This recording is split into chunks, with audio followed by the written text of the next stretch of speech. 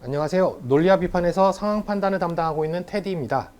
이번 시간에는 7급 기출문제를 좀 풀이해 볼 건데요. 그 풀이에 앞서서 먼저 문제를 푸는 단계를 한번 좀 잠깐 설명해 볼게요. 저는 보통 3단계로 나누는데 첫 번째는 WF, 목적 찾기를 하고요. 두 번째는 WC, 기준 찾기, 마지막 세 번째가 do, 판단을 합니다. 목적 찾기는 말 그대로 목적을 찾는 거예요. 두 가지를 보시면 되는데요. 발문에서 요구사항이 뭔지, 옳은 걸 찾는 건지, 틀린 걸 찾는 건지, 아니면 어떤 값을 물어보는 건지, 아니면 뭐 괄호에 들어갈 수를 물어보든지, 아니면 직전에 먹었던 떡 같은 그런 특정한 시각을 물어보든지 하는 특정 값, 특정 결론을 물어보는 것, 어떤 걸 물어보는지 먼저 알아야 되겠죠? 왜냐하면 우리가 이거를 찾는 거잖아요. 문제에서 해결해야 되는 것들은. 그 다음은 정보 파악이에요. 우리가 주어지는 바닥글이나 상황이 어떠한 유형에 속하는지 좀 알아야 돼요. 크게 보면 뭐 이렇게 볼 수 있겠죠? 그냥 단서. 요것만 가지고는 우리가 정확하게 알 수가 없어요. 문제를 해결할 수가 없어요. 그래서 뭔가 가공이 좀 필요해요. 이러한 것들이 있고요. 또 공식, 조건. 이 정보는 일정한 정보 안에서 일정한 계산 방식이든지 단위를 변환하는 하는 공식이 나오고요. 그 다음에 조건이란 건 간단해요. 이러한 계산 방식을 적용할 수 있는 자격이 있는지 아니면 또는 어떠한 제한이 있는지 뭐 이러한 조건들이 있는 것들이 있거든요. 이런 것들. 그 다음에 상판에 특이하게 많이 나오는 것들이 규정이죠. 법조항도 되고 일반 생활규정도 되고. 규정의 특징이 뭘까요? 규정은 요건이 있고요. 효과로 구성이 돼 있어요. 그래서 어떠한 요건을 갖추면 바로 거기에 나와 있는 규정되어 있는 효과가 발생하는 거예요. 요런 형식으로 되어 있는 정보를 말하고요. 그 나머지는 지문. 이것들은 그냥 쉽게 얘기해서 단서도 아니고 공식 조건도 아니고 규정도 아닌 것들을 말하는데 한마디로 객관적이에요. 보통 뭐 주장이 됐든 개념이 됐든 어떤 것을 설명해요. 그리고 고정적이에요. 그래서 어떠한 것들을 판단할 수 있는 기준이 될 수 있어요. 이렇게 한 4가지 정도로 나눌 수 있어요. 어떤 유형인지 보면 지금 제가 설명했죠. 만약 단서형이라고 판단이 되면 주어진 정보에서 뭔가 또 다른 걸 찾아야 돼요. 실마리 같은 걸 찾아야 돼요. 이거를 여기까지 가야지 문제 풀 수 있겠구나 생각하는 거고, 공식 조건인 것 같아요. 그러면 계산식, 변환식을 잘 정리하고 조건이 있는지 확인해서 이거를 상황을 그대로 대입하면 되겠구나 이렇게 생각하면 돼요. 규정은 마찬가지로 요건, 효과로 잘 구분을 해서 어떠한 요건을 갖춰야지 이런 효과가 나오느냐, 때로는 이러한 요건을 갖추고 있을 경우에는 어떠한 효과가 나오느냐, 이걸 구분할 수 있도록 정보를 정리하면 돼요.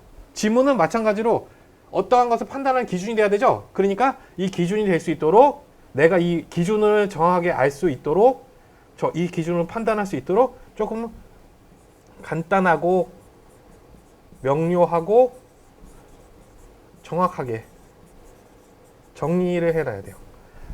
지금 말로 하니까 좀 복잡하긴 한데요. 그냥 시험지에는 표시만으로도 할 수 있어요. 지금 제가 설명드린 게 필요한 정보는 뭐 이렇게 되는 거죠. 그러면 이제 목적 찾기가 끝났고요. 지금 제가 설명이 길게 했지만 여기 단계가 했을 때 30초 내외. 그 다음 나머지는 이 2개에다 힘을 써야 되겠죠. 그 다음에 기준 찾기예요. 지금 아까 말했던 필요한 정보가 뭔지 우리가 봤죠, 위에서. 그러니까 단서형이면 정리, 가공 이렇게 하는데, 단서형일 경우 실마리까지 찾을 수 있도록 가는 거고요. 나머지 3가지 유형, 공식형, 규정형,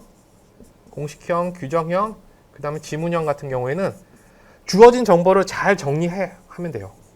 그 틀에 맞춰서.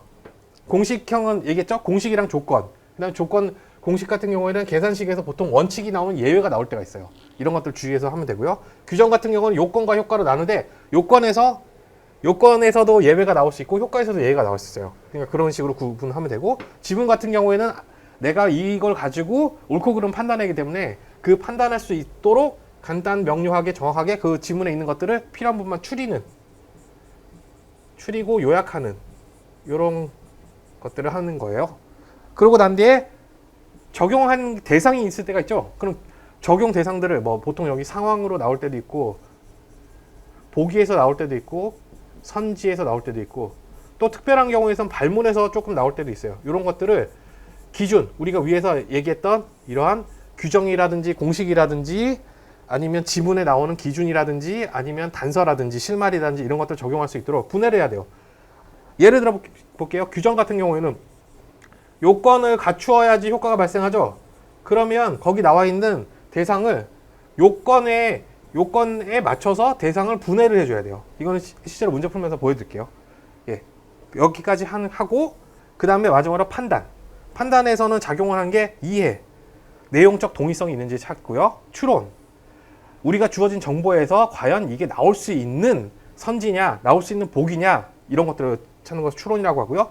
분석은 우리가 갖고 있는 기준을 가지고 이 내용을 봤을 때 어느 부분에 갈 수 있냐, A냐, B냐, 이런 것들을 어느 쪽에 해당하는지 분해하거나 분석하는 걸 말하는 거고요. 적용은 아까 말한 대로 기준을 대상에다 적용하면 어떠한 효과가 나오겠죠. 공식 같은 경우에는 숫자들을 대입을 하면 어떤 값이 나올 수 있고요. 점수로 나올 수도 있고요. 어떤 경우에는 등급으로 나오겠죠. 규정형 같은 경우에는 만약에 징역형이 있다고 할게요. 그러면 형법에서 그러면 요건을 다 갖추면 어떠한 징역이 나오겠죠. 벌금형이 나오든지 징역이 나오든지 이런 식으로 나오는 그런 효과를 발생시키는 적용.